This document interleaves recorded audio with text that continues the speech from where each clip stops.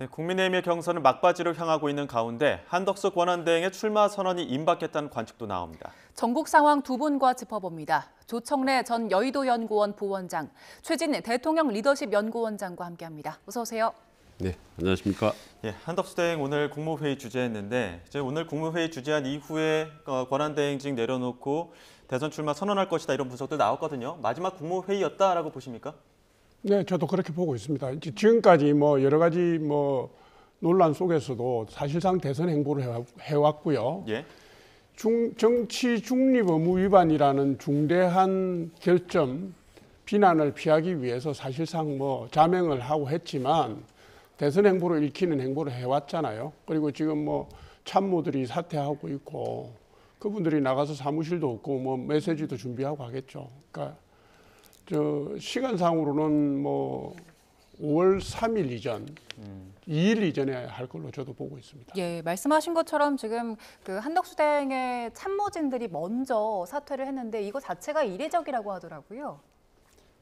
아닙니다. 과거에도 이제 참모들이 미리 이렇게 사의를 표명한 경우 많이 있습니다. 그래서 이제 지금 보면 이미 사의를 확실하게 표명한 사람이 2명인데 한 명은 지금 대행 비서실장 아니겠습니까? 그러니까 한덕수 대행의 아들이라는 별칭이 있을 정도로 아주 최측근이라고 하는데 또 다른 사람은 이제 한덕수 대행이 이제 말을 할 때 메시지를 낼 때마다 모든 걸 기록하는 어떻게 소통 메시지 비서관 두 사람이 지금 공식적으로 사의를 표명했습니다. 예. 사퇴를 했구나. 이거는 한덕수 대행이 이미 출사표를 던진 거라 다름없다고 보는 거죠. 그 이후로 이제 공모시장, 정무실장, 민정시장 같은 사람들이 좀 줄줄이 사의를 표명할 거라고 지금 보거든요. 그래서 막판까지도 아마 많은 분들이 설마 했고 한덕수 대행의 출마에 대해서 상당히 좀 부정적이었는데 일단은 강행하는 걸로 출마를 하는 걸로 저는 그렇게 확실히 기정사실화된 것 같습니다. 조 부원장께서는 2일쯤에는 사퇴할 것이다 이렇게 분석해 주셨는데 최진 원장님 보시기에는 그 전에 사퇴할 가능성은 어떻게 보십니까? 일단 저는 출마 선언할 거라고 봅니다. 근데 대선 출마가 두 가지가 있습니다. 하나는 출마 선언만 하고 그다음에 이제 적절하게 출마하는 척하면서 적당히 단위로 하는 거죠. 그러니까 무늬만 출마하는 것. 두 번째로는 이제 확실히 진짜 출마죠. 캠프를 실질적으로 꾸미고 막판까지 대선 임박한 마지막 날까지 최후에 가서 단일화 논의를 하거나 혹은 완주를 하거나 둘 중에 하나인데 저는 이제 전자라고 보는 거죠. 예. 무늬만 출마. 예. 그러니까 국민을 도와주기 위한 그런 축구용어로 페인트 모션 같은 거기 때문에 저는 찻잔 속의 태풍으로 저는 그칠 거라고 저는 보는 거죠. 예. 한 대행이 그 40년 넘게 공직 생활만 쭉 해왔잖아요. 그리고 이전 정부의 그 내란 책임자라는 비판도 피할 수가 없는 상황인데 한 대행이 이런 결정을 이제 곧 내리겠지만 내린 배경에는 어떤 이유가 있다고 보십니까? 국민들이 다 아시는 것처럼요. 우선 탄핵 정국 이후에 민심 여론조사 이 영향을 직접적으로 미쳤다고 보는 것이고요. 그 다음에 총리로서 국정 운영을 해가면서 이재명 대표와 민주당의 입법 독주 독재의 환멸감이라든가 문제의식, 헌정 질서에 대한 책임감 이런 것도 있었을 거라고 저는 보는 것이고요. 그리고 무엇보다도 이런 혼란을 지금 헌정 질서가 위협받는 혼란을 종식시키기 위해서 역할을 해야 된다는 공직자로서의 책임감 이런 게 다 어우러졌다고 보는 것인데요. 제가 볼 때는 제일 큰 이유는 대통령 후보로서 도약할 수 있는 조사상의 수치나 민심의 움직임 이 부분에서 가장 크게 자극을 받았을 겁니다. 혼란을 종식시키겠다고 하더라도 대선 후보급이 되지 않는다면 그런 선택을 할 수가 있겠습니까? 예, 여론이 부른 것이다 이렇게 분석해 주셨는데 어떻게 보십니까? 일단 한덕수 대행 출마는 저는 이제 봄날의 어떤 무지개라고 저는 생각을 합니다. 봄하고 무지개는 사실 잘 어울리지 않습니다. 그리고 무지개 아시다시피 되게 화려하지만 또 실체가 없는 거거든요. 다만 한덕수 대행이 여론조사가 이제 수치가 상당히 일시적으로 높게 나오기 때문에 거기 이제 자꾸 유혹을 갖고 이제 출마설이 이제 나오는 건데 저는 그건 거품으로 빠질 거라고 보는 거고 다만 이제 여러 번 말씀드렸지만 윤석열 대통령 의중 이른바 윤심이 작동을 하고 그다음에 친윤파들이 밀고 그다음에 이제 확인되지는 않지만 자꾸 박지원 의원이나 여러 사람들이 얘기하는 한덕수 대행의 어떤 부인 강력한 어떤 정치적인 의지 이런 세 가지가 결합돼서 자꾸 윤석열이 아니라 한덕수 전 한덕수 대행을 등을 떠밀려서 자꾸 이거 아닌데 하면서 자꾸 본인이 이제 나오게 되는 상황이라고 봅니다. 예. 근데 이제 민주당에서는 이제 대대행 체제 이 부분에 대한 우려들도 나오고 있고 심판이 선수로 경기에 출전하는 게 오히려 혼란을 종식시키는 게 아니라 야기시키는 거 아니냐 이런 주장들을 하고 있거든요. 여기에 대해서 어떻게 좀 분석하십니까? 그럼 뭐 누가 봐도 뭐 타당한 지적이 있는 지점이라고 봐요. 역대 대통령 권한 대행들이 다 대선 후보로 출마 권유를 받았고 그때 다 그런 논란의 중심에 있었지만 예. 그분들은 그런 선택을 하지 않았거든요. 그러니까 이게 지금 선거를 공정하게 관리해야 될 대행이 출마하는 것도 문제가 될 수가 있지만 중립 의무 위반이라는 문제가 될 수도 있지만 실질적으로 정당 정치의 관점에서 볼 때는요, 이게 지금 매우 비정상적인 지금 과정을 밟고 있는 거거든요. 예를 들어서 후보 등록 이후에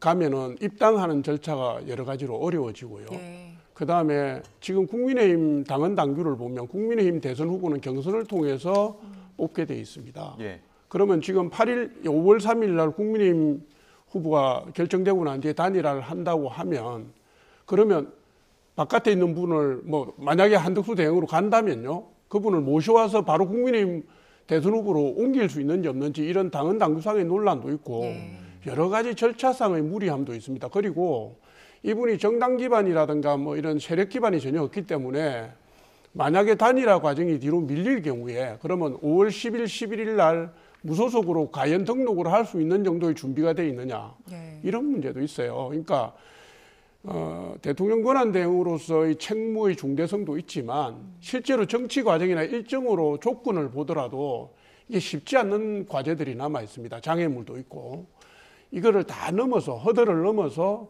과연 하나의 길로 통합 후보의 길로 갈 수 있는지도 사실은 좀 여러 가지 면에서 걱정이 되는 현실입니다. 예. 네, 그 단일화와 관련된 이야기도 조금 뒤에 좀 더 구체적으로 얘기를 해보고요. 그 한덕수 대행이 만약에 대선에 당선될 경우에 조기 개헌에 대한 의지를 피력했다는 보도도 나오더라고요. 그래서 내년 지방선거까지 개헌을 마무리하고 1년 만에 대통령직에서 물러나는 방안이 이야기가 나오고 있는데 이게 현실적으로 좀 가능성이 있습니까? 좀 가능성이 적다고 보죠. 우선 궁금한 게 도대체 방금 말씀드린 보도의 진원지가 어딘지 상당히 좀 궁금해요. 예. 한덕수 대행 쪽에서 흘리는 건지 아니면 친윤 쪽에서 흘리는지 상당히 좀 정체불명을 통해서 한덕수가 마치 대통령 된 이후의 어떤 시나리오들이 나오고 있거든요. 근데 그 시나리오 중에 본인이 대통령 개헌하고 나면 1년 만에 그만둔다 이런 얘기가 나오는데 우리나라 대통령 현재 지금 5년 임기인데 지금 윤석열 전 대통령이 3년 하다 말았지 않습니까? 어떻게 보면 이제 3년짜리 대통령 되고 말았는데 그 이후에 국민의 많은 후보들이 자기가 되면은 4년만 하겠다, 4년짜리 대통령이다 이렇게 얘기를 했거든요. 근데 한덕수 대행은 이제 급기야는 1년만 하겠다, 1년짜리 대통령이다 이런 얘기가 나오고 있는데 그걸 과연 누가 과연 받아들이겠습니다. 그래서 솔직히 좀 센 말씀이지만 현실적으로 가능성이 적다 보니까. 되든 안 되든 여러 가지 기발한 다소 상당히 보면 황당해 보이는 그런 여러 가지 공약이나 이런 것들을 국민들한테 남발하고 있는다 그런 좀 느낌이 든 것 같아서 좀 안타깝습니다. 자, 국민의힘 경선 지금 막바지를 향하고 있는데 지금 한대행 출마 여부 두고도 국민의힘 내에서도 다양한 목소리가 나오고 있습니다. 저희가 녹취를 준비했습니다. 듣고 오겠습니다. 한덕수 총리도 좋은 우리 그런 기둥이 될 수 있겠다 이런 생각을 하고 있는 사람들이 많이 있는 것이고요. 개혁신당의 이준석 후보 같은 경우도 우리가 함께 할 수 있는 빅텐트의 그런 기둥이 될 수 있지 않을까 하는 이낙연 총리 같은 경우도 또 그런 마음이 있다고 언론을 통해서 보도가 되고 있는 것을 보면 진영 재편이 필요하지 않을까. 간접적으로 제가 들은 바에 의하면 그런 의사가 있는 것이라고 확인되고 있고요. 특히 우리 당 의원들 일부가 또 직접 만나서 의견도 나눠본 적도 있으신 분들이 계시잖아요. 그분들 통해서 들어보면 빅텐트론에 참여할 의지가 있는 것이다. 그렇게 인식하고 있습니다. 지금 비대위원장님은 우리 이 이 경선뿐만 아니라 이 대선을 진두지휘를 해야 되거든요. 예. 그런데 4명의 후보가 지금 나와 있는 이 와중에 예. 그러한 것이 바깥으로 나오면은 이게 4명의 후보들은 그럼 뭡니까? 페이스메이커입니까? 아. 승리하는데 자신 없는 분들이 자꾸 말 바꿔가면서 그렇게 조건들을 붙여가는 것 같은데요. 국민의힘의 경선이 진행되는 과정에서 자꾸 그런 얘기하는 것 그렇게 좋아 보이지 않습니다. 그건 패배주의 아닌가요? 우리가 이길 수 있습니다. 만약에 정치를 하시겠다 나온다. 이렇게 마음을 먹으신다면 예. 그러면 반 이재명 전선에 어허. 함께하자. 저는 그렇게 말씀드립니다. 나오면 안 되고 바람직하진 않는데 나오면 단일화를 하겠다 이 얘기잖아요. 그렇습니다. 방식은 한덕수 대행이라든지 한덕수 대행을 지지하는 후보들에게는 우리 후보가 가장 적합한 분이다. 단일화를 가장 적극적으로 진정성 있게 추진한다. 이렇게 느껴질 거라고 보고 있습니다. 주자들 사이에서는 대체적으로 한덕수 대행이 나오는 것에 대해서 그렇게 반갑게 생각하지는 않는 것 같고, 그런데 또 그 당내 목소리에서는 차라리 이참에 그랜드 텐트를 치자 뭐 이런 목소리가 나오는 것 같거든요. 이런 목소리들 어떻게 보십니까? 그러니까 전반적으로 볼 때는 당내에서 불만 여론이 상당히 있다라고 보셔야 됩니다. 왜냐하면 8대1의 경쟁을 뚫고 올라가서 당 후보가 됐는데 조건 없이 단일화하라면 그거는 당 시스템 스스로를 스스로 무너뜨리는 거잖아요. 그러니까 국민의힘 지금 소속 구성원들 중에 상당수가 말은 못하고 있지만 이런 불만감을 가지고 있고요. 후보들도 똑같습니다. 후보들도 지금 한대행과 나중에 단일화를 하게 된다면 자기로의 단일화지 한대행으로의 단일화를 지금 고려하는 게 아니거든요. 예. 그리고 이게 지금 잘 보시면 아시겠지만 국민의힘이 3차, 2차, 1차 경선을 하면서 지금 배수를 좁혀가고 있지 않습니까? 예. 그러면서 부분적으로 그러니까 시너지 효과가 나타나요. 그러니까 이재명 후보가 1대1로 붙였을 때 이게 이제 한 달 정도 상황하고 상당히 다르게 근접해서 들어가고 있고요. 그다음에 한덕수 대행 같은 경우에는 압도적인 지지 경향을 보여주지 못하고 있어요. 생각보다는. 그러니까 국민의힘 한대행의 선택지 때문에 국민의힘 경선이 힘이 좀 빠지고 있는 대신에 한대행도 이미 사퇴를 가늠하는 여러 가지 간접적인 행태들 때문에 이미 지지율이나 이런 데 반영이 됐다고 저는 보는 거거든요. 그러면 결국 국민의힘에서 후보를 뽑았을 때 나중에 단일화 과정을 거치더라도 국민의힘 후보가 진다고 꼭 볼 수가 없어요. 네. 그러니까 국민의힘 후보로 단일화되는 상황이 올 가능성이 상당수 있다 저는 보는데 그런 견지에서 국민의힘 후보들은 자기로의 단일화를 얘기하고 있는 것이고요. 예. 그 단일화를 전제로 해서 이미 한덕수 대행에 대한 견제에 들어가는 겁니다. 그러니까 이미 현실적인 대안으로 올라왔으니까 하긴 하겠는데 예. 그건 당신으로의 단일화가 아니라 예. 국민의힘 후보로의 단일화다 이 얘기를 하는 겁니다. 예. 예. 이런 상황에서 그 권영세 비대위원장이 정대철 헌정회장에게 한덕수 대행과 단일화 좀 도와달라 이렇게 지원을 요청했다는 사실이 알려졌는데 지금 열심히 주자들은 경선을 하고 있잖아요. 이런 상황에서 비대위원장이 외부 인사에게 외부 인사와의 단일화를 좀 도와달라고 이야기를 하는 상황. 여기에 대해서는 어떻게 보셨어요? 그러니까 이건 뭐 명백한 경선 편파 운동인 거죠, 사실은. 비대위원장이 특정 어떻게 보면 후보나 다름없는 사람을 위해서 누구를 연결시켜주고 얘기한다.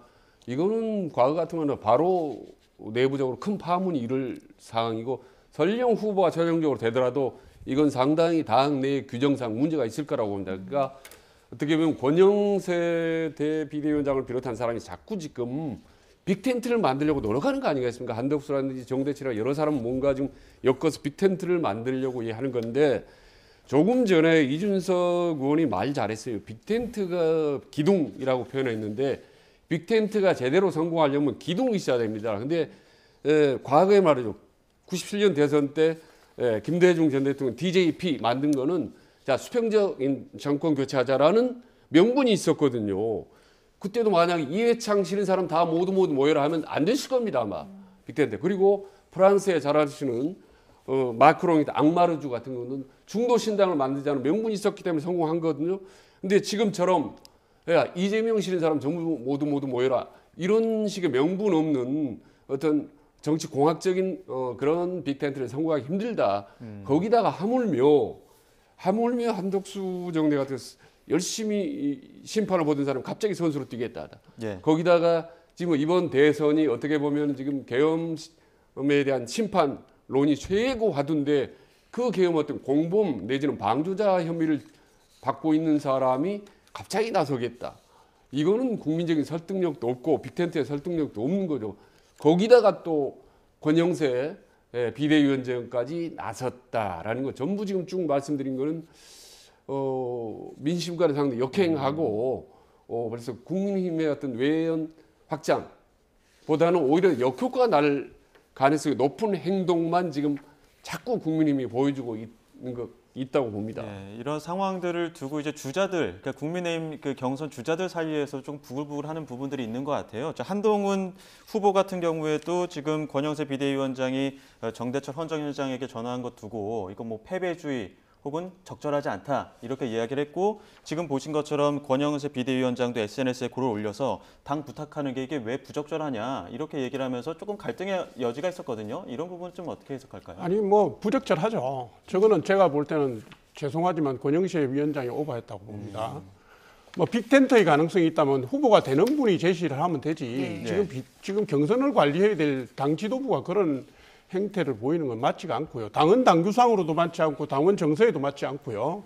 그리고 한덕수 대행의 빅텐트 참여를 요청하려면 이게 이제 아까도 제가 말씀드렸다시피 국민의힘 당은 당규상으로 보면 대선 후보를 경선으로 뽑기로 돼 있는데 경선으로 뽑아 넣었는데 나중에 업어서 다시 양자를 드리겠다 이 얘기잖아요. 네. 그런 진정성이라면 국민의힘이 경선이 시작되기 전에 한덕수 후보가 사퇴를 하고 국민의힘 경선에 참여를 해서 절차를 밟아갈 수 있도록 그렇게 요청을 했어야죠. 사실은 계속 그 불을 피우다가 물 밑에서 계속 불 피우다가 지금 공개적으로 정대철 헌정회장 입을 통해서 나온 거잖아요. 자기가 밝힌 것도 아니고. 뜻하다면 왜 그렇게 합니까? 그러고 난 뒤에 공개되고 나니까 내가 빅텐트 요청한 게 뭐가 잘못이냐 이렇게 얘기를 하는데 당 지도부의 일원으로서는 매우 무책임한 태도다. 죄송하지만 그렇게 말씀드립니다. 네. 그리고 홍준표 후보도요. 최근 이 상황을 과거 노무현 전 대통령 상황에 빗대면서 당 지도부에 대해서 서운함을 드러내기도 했었거든요. 그때 당시 상황 어땠고 또 지금과 어떻게 빗댄 겁니까? 그러니까 당시에 이제 노무현 전 후보가 상당히 후보가 됐지만은 지지율이 이제 계속 떨어지고 당선 가능성이 적기 때문에 이제 후보 교체론을 강력하게 주장을 했죠. 당 내에서. 그래서 할 수 없이 떠밀려서 정몽준 이제 당시 또 다른 후보하고 단일화를 시도를 했었죠. 그래서 그게 상당히 시너지 효과를 냈습니다. 그래서 막판에 단일화는 성공 못했지만 그 단일화하는 이 과정 자체가 상당히 시너지 효과를 일으켜서 결국은 노무현 후보가 이제 당선이 됐는데 이 부분을 상당히 좀 벤치마킹 하려고 하는 것 같은데 지금하고 그때하고 우선 상황 자체가 완전히 다른 거죠. 사실은 지금은 계엄으로 해서 현직 대통령이 파면당한 상태에서 이루어지는 특별한 아주 특수한 그런 조기 대선인데 어떻게 노무현 대통령이 지금 한덕수하고 비교할 수가 있겠습니까? 전혀 안 되는 거고 그리고 지금 한덕수 대행 자체와 또 개인 인물 노무현만 하더라도 전혀 다른 거예요. 그래서 상당히 그때는 노무현만 하더라도 폭발성 있는 어떤 그런 개혁적인 지도자였고 지금 같은 경우는 여러 가지 비판을 많이 받고 있고 그다음에 현 정부에 책임을 지고 있고 더구나 아까 말씀드렸다시피 지금 한미 통상의 최악의 상태에서 마무리를 지어야 될 분이 갑자기 지금 나도 대권에 한번 해보겠다라고 불쑥 뛰어나온 이런 부분 상황도 전혀 맞지 않고 지금 사람도 전혀 맞지 않기 때문에 그때 과거의 어떤 사례를 벤치마킹 노무현 사례를 벤치마킹 한다 이거는 뭐 전혀 좀 맞지 않는 것 같고 다만 이제 홍준표 후보가 이제 자꾸 이제 노무현 대통령 이야기하는 것 이런 부분이 솔직히 조금 의아하기도 합니다. 어떻게 이런 보수 정당 후보가 강한 진보 성향인 전직 대통령 의미하는 건 거론하는 건 무슨 뜻인가 이런 이제 의아심이 드는데 다만 지금 직전 대구시장을 홍준표 후보가 했기 때문에 TK 민심, PK 민심 을 끌어들이려고 하지 않나. 본인도 경남지사 했지 않습니까? 그다음에 또 노무현 전 대통령이 부산 경남 출신이기 때문에 TK의 민심과 PK 민심을 끌어들이려고 노무현 대통령이 언급하지 않았나 이런 생각을 합니다. 홍준표 후보뿐만 아니라 이재명 후보도 노무현 전 대통령을 언급하기도 했었습니다. 그리고 또 홍준표 후보 같은 경우에도 SNS 글 이후에도 또 백브리핑을 통해서 관련 배경을 설명을 했는데 저희가 녹취를 준비했습니다. 두 가지 연이어 들어보시죠. 내가 직접 씁니다. 거기에 토시 하나도 고려해서 씁니다. 2002년 노무현 대선하고 2007년 정동영 대선하고 여러분 검색해서 한번 찾아보세요. 지금 대선이 당에서는 어떤 식으로 끌고 가고 있는지 또 나는 어떤 식으로 끌고 가고 있는지 방향이 좀 틀립니다. 23년 전 오늘은 노무현 대통령이 민주당 대선 후보로 선출된 날입니다. 새 시대의 맏형이 되고자 했던 노무현 후보는 불신과 분열의 시대를 끝내고 개혁의 시대, 통합의 시대로 가자 당당히 선언했습니다. 노무현 전 대통령이 이렇게 진영을 넘나들면서 소환되고 있는 이유는 뭘까요? 아니 이기려고 한 거겠죠. 근데 이제 이게 아까 말씀하셨지만 홍준표 후보가 노무현 전 대통령을 계속 언급하는 이유는 아마도 20, 30대하고 중도층 소구력 때문에 그러시는 것 같은데요. 예. 사실은 이게 당대당 혹은 무소속 후보와의 단일화는 매우 위험한 내용을 깔고 있습니다. 이게 그 2002년에 노무현 후보하고 정몽준 후보가 단일화할 때요.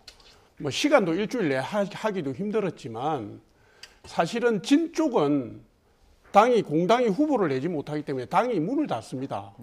국민통합이 20일로 정몽준 후보가 나왔고요. 노무현 후보로 단일화되고 난 뒤부터 바로 국민통합이 20일은 해체 수순의 길을 걸었거든요. 만약에 그때 정몽준 후보가 됐다면 민주당이 어떻게 됐을까요? 그때 이미 민주당에서 상당수가 빠져나와가지고 정몽준 후보를 지원하고 있었어요. 예. 만약에 정몽준 후보로 단일화됐다면 저는 민주당이 해체 수순을 밟아서일 거라고 보는 것이고요. 아까 제가 권영세 위원장이 적절하지 못하다고 얘기하는 것도 이 내용입니다. 예. 지금 어찌됐든 108석의 의원을 보유한 원내 제2당이 대선 후보를 못 내고 말이죠. 무소속 후보를 업어와서 가야 되면 이 당이 어떻게 되겠습니까? 그러니까 당인으로서는 매우 위험하고 모든 걸 걸고 가는 게 이 단일화거든요. 그런데 이거를 뭐 쉽게 얘기합니다. 자기의 지지율 차원에서 뭐 2002년 모델을 해서 원샷으로 하자. 그때도 원샷으로 했지만 시간은 상당히 오래 걸렸습니다. 후보 두 사람이 만나서 소주 회동을 해가지고 마음을 합치고 양쪽 대리인단이 나와서 여론조사 방식 이런 걸 결정해서 이틀 여론조사하고 그다음에 발표하고 하는데 이게 일주일이 더 넘게 걸렸습니다. 지금 한덕수 대행이 5월 2일 날 발표한다고 아까 말씀드린 이유는 5월 3일 날 국민의힘 후보가 결정이 되기 때문에 홍보 효과라든가 언론 효과를 노리기 위해서라도 5월 3일 날 나갈 수가 없는 겁니다. 그러니까 하루 땡겨서 가는 것이고요. 하루 땡겨서 가서 국민의힘 후보가 누가 되는지를 보고 단일화 협상에 나서겠다라는 준비 자세를 갖추겠다는 뜻인데 그때부터 해갖고 5월 10일, 11일까지 이거는 쉽지 않습니다. 저는 일정상으로 쉽지 않다고 보는 것이고요. 그래서 후보들의 유불리에 따라서 이런 문제를 너무 쉽게 가는 거는 저는 그래서 이게 맞는 걸까요? 예. 그 물리적인 시간상으로도 어렵고 만약에 이제 5월 3일 최종 후보가 확정되고 나서 어느 정도 흩어져 있는 지지율들이 모일 거잖아요, 한 명에게로. 그럼 그때 그 단일화를 하지 않겠다라고 최종 선출된 후보가 말을 한다면 그렇게 되면은 한대행은 무소속으로 출마할 수도 있습니까? 출마할 수 있겠습니까? 저는 뭐 쉽지 않다고 보는 것이고요. 지금 무슨 이준석, 이낙연, 다 이분들이 후보 동력 이후로 가면은 정당 연대 형태로 가야 돼요. 각 당의 입당을 한다든가 이게 안 되거든요. 그러니까 지금 실질적으로 한 5월 3일부터 해서 한 일주일간을 놓고 일주일 동안에 대한민국의 미래와 명운을 건 이게 정말 도박과도 같은 지금 과정을 밟겠다고 하는 거기 때문에 제가 이 방송에서도 그렇고 여러 차례 이게 쉽지 않다, 안 된다라고 얘기를 하는 거예요. 제가 누구를 지지하고 지지하지 않기 때문에 얘기하는 게 아니라 아까 권영세 비대위원장에 대한 비판도 그런 겁니다. 이게 지금 후보를 내지 못하면 국민의힘이 앞으로 어떻게 되겠습니까? 국민의힘 지도부가 그런데 빅텐트를 요청했다. 이런 한가한 소리를 하고 있으니까 안 된다는 겁니다. 예.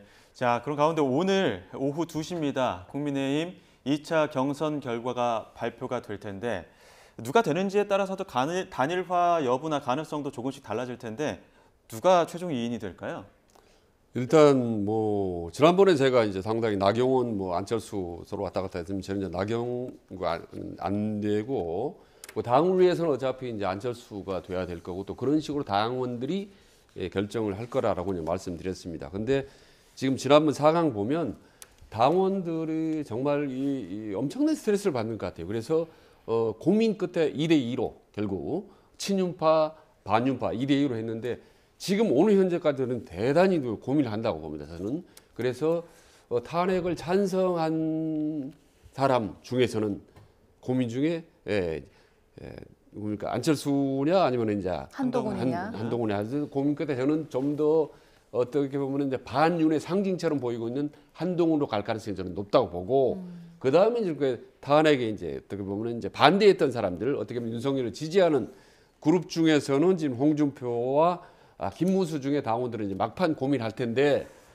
저는 사실은 결국은 지금 당원들 시간이 흐를수록 그래도 좀 더 많은 표를 얻어야 되고 조금이라도 외연을 확장해야 되지 않느냐라는 마음으로 기울면서 저는 김문수에게 쏠렸던 표들이 점점 홍준표 쪽으로 좀 더 길고 있다, 좀 더 유리하다라고 저는 봅니다.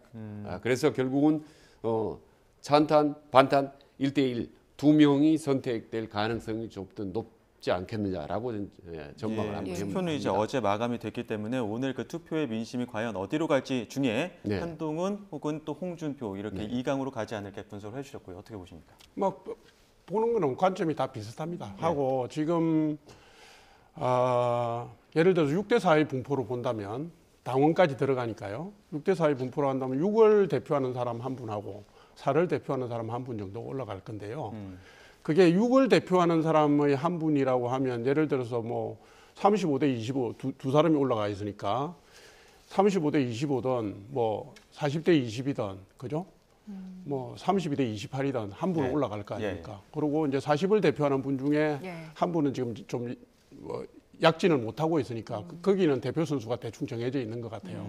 제가 이렇게밖에 말씀 못 드리면 이해하실 거고 그렇게 본다면 뭐 제가 말씀드리고자 하는 의중은 다 충분히 표현한 걸로 말씀드립니다. 알겠습니다. 이런 상황에서 그 민주당 출신인 이낙연 전 총리도 대선 출마를 준비하고 있는 걸로 알려졌는데 이 전 총리가요 그 한덕수 대행과 단일화 가능성을 열어뒀는데 단일화가 이쪽으로 실현될 가능성도 있다고 보세요? 지금 한덕수 플러스 이낙연 솔직히 잘 어울리지는 않습니다. 근데 이재명은 절대 안 된다라고 반명 전선에 있어서 상당히 의견 일치를 하죠. 그런 점에서 함께 갈 가능성이 높지 않느냐 조심스럽게 이제 언론에 보도를 하는데 최근에 말이죠 이낙연 전 총리의 발언을 보면 이런 얘기를 했습니다. 본인이 무조건 아무 조건 없이 무조건적으로 한덕수 대행과 합의하지는 않는다라고 얘기를 했거든요. 그 얘기는 서로 대화가 통하면 뭔가 함께 할 수도 있다라는 암시거든요. 그래서 저는 막판에 어떻게 보면은 반명 빅텐트가 형식적으로나마 일부가 이루어질 가능성이 높다라고 보는 거죠. 그리고 이낙연 전 총리가 본인이 단독으로 출마를 해서 당선될 가능성은 뭐 스스로 높지 않다고 보지 않겠습니까? 그런 점에서 어떤 형태로든 본인이 캐스팅 보트 역할을 하려고 하겠지만 그 파괴력이라는 영향은 의외로 저는 크지 않을 거라고 저는 보는 거죠. 오히려 역풍이 나올 수도 있다고 저는 보는 거죠. 그런 점에서 상당히 이낙연 전 총리는 지금 정치 생명이 저는 걸려있는 중요한 결단의 시기라고 봅니다. 저는 그런 점에서 상당히 신중히 판단을 해야지 유불리에 따라서 쉽게 움직일 경우 본인이 상당히 큰 타격을 받을 수 있다. 상당히 좀 조심스럽다라는 말씀을 드립니다. 이낙연 카드 어떻게 될까요? 지지 기반이 완전히 다른 분이요. 지지 기반이 완전히 다른 후보를 지원할 경우에 글쎄 시너지 효과가 있을까요? 그러니까 아마 지금 최진우 원장님하고 제가 보는 관점이 비슷할 건데 이게 그 선거에 영향을 미치려면 동일한 지지 기반을 가진 판에서 다른 선택을 했을 경우는 분열을 시키거나 표를 깎아먹을 수가 있습니다. 예를 들면 2017년 박근혜 전 대통령 탄핵으로 인해서 대선이 벌어졌을 때 그때 유승민 후보가 6.8% 가져갔고요. 심상정 후보도 한 6% 가져갔습니다. 그런 경우는 진보표든 보수표든 의미 있게 표를 분열시켜서 침식을 했다고 볼 수가 있는데 이번 경우에 이낙연 후보가 만약에 뭐 한덕수 대행과 단일화를 한다고 하더라도 글쎄요, 호남표를 들어다가 그걸로 붙이는 게 얼마나 될까요? 그래서 저도 유의미한 의미는 없다, 변화는 없을 거다 이렇게 봅니다. 예, 그 이재명 그 대선 후보의 공식 일정도 좀 보겠습니다. 어제 이승만 전 대통령, 박정희 전 대통령 묘역을 참배를 했고, 그 과거에 그 참배를 거부했던 또 인사들도 있기 때문에 지금 달라진 이재명 후보의 행보, 이 부분은 좀 의미를 둘 것이냐, 이런 부분들도 어떻게 보면 해석들이 다른 것 같은데요. 국민들이 보시기에 대선 후보, 본선 후보로서는 의미 있는 행보를 선택지를 밟아서 하고 있는 것 같아요. 뭐 중도 공약이라든가 우클릭이라든가 그 정치공학적으로 혹은 선거 캠페인의 전략 전술 측면에서는 평가할 만한 부분이 있다고 생각합니다. 그런데 죄송합니다. 바로 얼마 전까지요. 예. 이승만 대통령과 박정희 대통령에 대해서 거근을 쏟아부었던 분입니다. 그런데 이분이 갑자기 대선 후보 대통령이 되려고 마음먹은 순간부터, 특히 탄핵 정국 이후부터 갑자기 입장을 바꿉니다. 뭐 공과가 있다, 공과대로 평가해야 된다 그러면서 여태까지 안 가던 묘소도 참배하고, 묘소 참배하는 모습은 뭐 저는 앞으로도 계속 그래 주셨으면 좋겠는데요. 뭐 그것까지 비판하고 싶지는 않지만 문제는 이 행보를 바라보는 이재명 후보의 메시지를 바라보는 국민의 시선이 어디가 있는가입니다. 그러니까 신뢰를 깎아먹었기 때문에요. 이 신뢰를 회복하는데 상당히 오랜 시간이 걸릴 겁니다. 아마 지금 대선 기간 정도 가지고도 회복이 안 될 수 있다고 보는 것이고요. 그래서 제한적이고 짧은 시간이지만 그 진정성을 국민들에게 전달하는데 좀 더 전향적인 모습 보여주시면 어떨까 싶네요. 네. 이게 사실 통합의 움직임 중 하나인 거잖아요. 네네, 이재명 후보 그 점퍼 입은 거 보면 기호 1번 아래, 숫자 아래 이렇게 조그맣게 빨간색으로 또 표시가 되어 있기도 한데, 이걸 두고도 통합의 움직임이다라는 얘기도 하고요. 또 그 선대위 구성에서도 통합의 행보를 확인할 수가 있습니다. 윤여준 전 환경부 장관이 상임 선대위원장으로 합류를 했는데요. 오늘 아침 윤여준 위원장이 인터뷰를 했거든요. 함께 목소리 듣고 오겠습니다. 지금 현실적으로 지금 가장 유력한 후보 아닌가요? 네네. 예, 그러면 제일 유력한 분이 당선이 될 가능성이 높은 분이니까 가능한 한 그분이 좋은 대통령이 되게 하는 노력을 할 필요가 있는 거 아닌가요? 네, 그동안 뭐 가끔 만나서 많은 얘기를 이제 나누었는데 네. 그 중간중간에 이제 선거 때가 되면 제가 좀 어떤 역할을 해줬으면 하는 그런 의사표시를 하시더라고요. 예. 제가 무슨 특별히 준비되어 있는 게 있어서 말씀드렸다기보다는 예. 만나서 저한테 이제 뭐 물어보시는 것도 있고 제 의견을 그럴 때 저는 솔직하게 다 제 생각을 말씀드리고 그러는 거죠. 뭐. 네.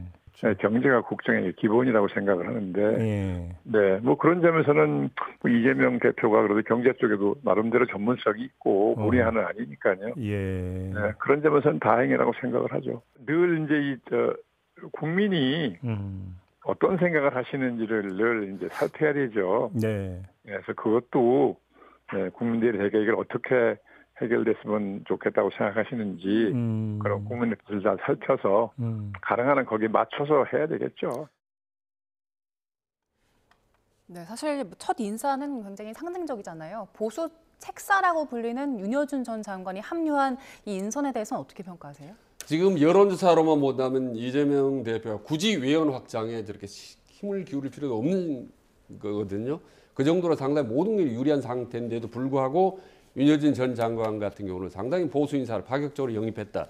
이거는 이후에 온건 보수라든지 중도층을 흡수하기 위한 강력한 통합 행보의 첫 저는 신호탄이라고 봅니다. 앞으로 제2, 제3 계속 후속적인 통합 행보가 저는 이루어질 거라고 보고, 이거는 이제 궁극적으로 최근에 이재명 대표 계속 강조하고 있는 먹사니즘, 잘사니즘 이런 민생을 강조하기 위한 행보라고 보는 거죠.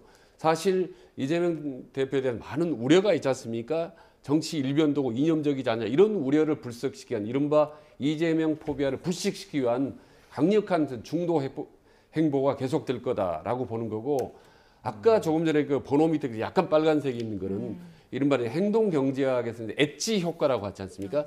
작은 포인트를 통해서 상당히 그 국민들의 강한 인상을 주는 건데 저는 빨간 포인트를 줘서 국민힘 상징성이 빨간색 당신들도 우리들이 흡수하겠다라는 어떤 무언의 어떤 강력한 사인이라고 보는 겁니다. 예. 그리고 하나만 더 보죠. 아까 말씀드린 이낙연 부분 말씀드리면 사실은 이낙연 대표가 이번에서 포의 유불리 상관없이 어떤 강력한 중도론을 내세운 이를테면 중도 빅텐트를 내세운다면 저는 그건 상당히 의미가 있다고 봅니다. 그럼 내년 1월 지방선거도 있기 때문에 유의미한 저는 행보라고 보는데 단순히 어떤 역할을 하기 위해서 어느 한쪽으로 가기 위해서 이렇게 엉거주춤하게 출마한다. 이건 상당히 위험스럽다는 말씀을 저는 하나 덧붙이고 싶습니다. 자, 이재명 선대위 일각에서는 국민의힘 김상욱 의원 영입설까지 나오고 있는데 가능할까요? 네? 김상욱 의원, 국민의힘 김상욱 의원 영입설까지 나오는데요. 그게 언론에 보도가 나오고 난 뒤에요. 김상욱 의원의 반응을 제가 봤거든요. 언론을 통해서. 뭐라고 반응했냐면요. 공식적으로 제의받은 바 없다고 반응을 했어요. 이게 정치의 언어로 얘기하자면 갈마음이 있다는 얘기입니다. 그리고 저는 그런 선택을 하는 게 맞다고 봐요. 옷에 맞지 않는 자기를 지지하는 층과 자기를 바라보는 국민의 시선에 맞지 않는 행태를 계속 보여왔거든요. 그러니까 탄핵이 선고되는 그날 민주당 지지층이 있는 데 가서 우는 모습이 방송으로 나왔어요. 저분은 정치를 뭘로 하는 건가 이런 생각을 제가 했습니다. 그러니까 말하고 행동하고 정치적 컬러하고 선택이 똑같아야 되거든요. 적어도 그 정도는 같아야 됩니다. 외관은. 그러니까 저분은 지금 굉장히 잘못된 곳에 잘못된 모습으로 서 있었던 건데 이번에 저 얘기가 나오자마자 공식적으로 제의받은 바가 없다고 그래서 얼른 데려가 주기를 바라고 있었구나 하는 생각을 제가 가졌습니다. 과연 어떤 선택을 하게 될지 조금 더 지켜봐야 될 것 같습니다. 지금까지 조청래 전 여의도연구원 부원장, 최진 대통령 리더십 연구원장 두 분과 함께했습니다. 고맙습니다. 고맙습니다. 감사합니다.